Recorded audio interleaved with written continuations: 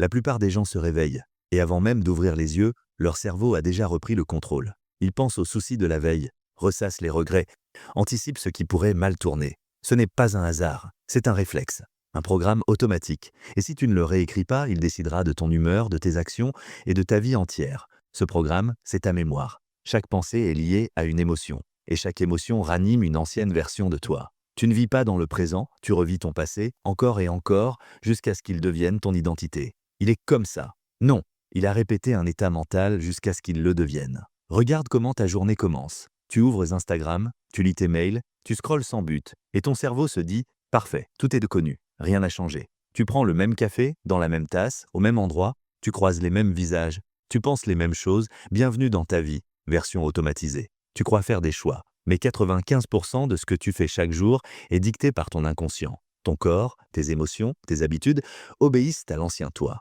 Et même quand tu dis « je veux changer », c'est avec les 5% de ton esprit conscient. Autrement dit, tu luttes avec un cure-dent contre un bulldozer. Tu veux méditer? Ton nez gratte, tu te rappelles un truc à faire? Une image du passé surgit. Ce n'est pas une coïncidence, c'est ton corps qui panique. Parce que si tu changes, il perd le contrôle. Et il préférerait rester dans un mal-être connu que s'ouvrir à un bien-être inconnu. Mais c'est justement dans l'inconnu que tu redeviens libre, là où il n'y a plus d'habitude, plus de réflexes, plus de rôle à jouer. Dans cet espace, tu imagines autre chose, tu ressens autrement, et ton cerveau enregistre ce nouveau signal. Tu n'as plus besoin d'attendre la réussite pour te sentir capable, ni attendre l'amour pour te sentir aimé. Dès que tu ressens un état avant qu'il ne se manifeste, tu deviens le créateur, pas le réacteur. Tu te demandes sûrement, ok, mais je fais quoi concrètement? Voici un protocole simple pour reprogrammer ton cerveau en 7 jours. Jour 1. Coupe toute distraction, 24 heures, sans téléphone inutile, sans sucre, sans scroll. Tu vides ton espace mental. Jour 2, 10 minutes de silence complet. Zéro écran, tu t'assois, tu respires, tu observes.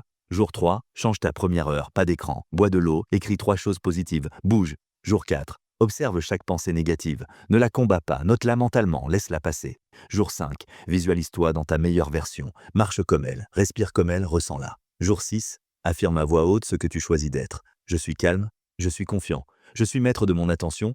Jour 7, recommence le jour qui t'a le plus challengé, répète-le, renforce-le. Ce n'est pas spectaculaire, mais c'est ce qui reprogramme ton esprit. Pas en un coup, en répétition, en conscience. Ton esprit, c'est un terrain, et chaque pensée est une graine. Pendant des années, tu as laissé pousser n'importe quoi. Maintenant, tu arraches les mauvaises herbes, et tu plantes ce que tu choisis. Chaque méditation, chaque action consciente, c'est un coup de bêche dans la bonne direction. Tu ne changeras pas ta vie en un jour, mais en 7 jours, tu peux reprendre le clavier, reprogrammer ton cerveau et redevenir l'auteur. Abonne-toi à Mental 2.0 pour d'autres protocoles puissants, simples et scientifiques. Ce n'est pas un miracle, c'est une méthode, et elle commence maintenant.